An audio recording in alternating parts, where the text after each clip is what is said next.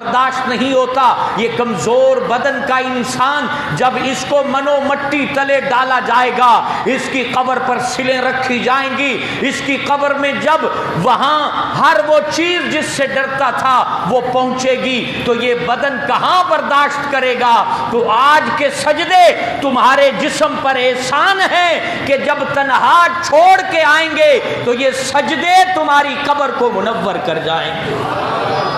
یہ قرآن کی تلاوت تمہیں قبر میں سکون پہنچائے گی، یہ اللہ تعالیٰ کی عبادت تمہارے لیے راحت کا سامان بنے گی، یہ اللہ جل وعلا کا نام لینا، اللہ کا ذکر کرنا، اللہ تعالیٰ کے نام کی مجالس کو سجانا، اللہ کے گھر کو آباد کرنا۔ خدا کی قسم ایک لمحے کے بدلے میں اللہ نہ جانے کتنے سال تک ہماری قبروں کو ان مسجد کے صدقے میں آباد فرما دے گا۔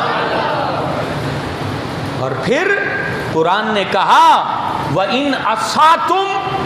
فَلَهَا، اگر برائی کرو گے تو وہ برائی تمہاری جانوں کے لیے ہوگی، تمہاری برائی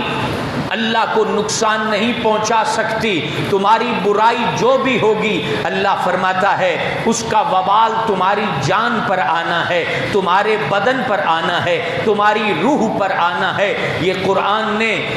کتنا پیارا درس انسانیت کو دے دیا کہ اے انسان اپنے لیے اچھائیاں جمع کر لے۔ اگر تجھے اس بات کا احساس ہے کہ تو کمزور ہے، تیرا بدن کمزور ہے، تو تکلیف برداشت نہیں کر سکتا، تو آج اپنی 30 40 50 سالہ زندگی میں خوب عبادت کا خزانہ جمع کر اور پھر عبادت ایسی کر کہ اللہ تجھ سے راضی ہو جائے، تو پھر اللہ کی رحمت تیری قبر کو بھر دے گی، تیرے کفن کو جنتی کفن میں بدل دیا جائے گا، تیری اچھائیاں خوشنما صورتوں میں آ کر تجھے خوش کریں گی، اور تیری تلاوت، تیرا درود پاک پڑھنا، تیرا صدقہ کرنا، تیرا خیرات کرنا، اللہ کی رضا کا سامان کرنا، یہ تیرے لیے قبر کی آسانیاں،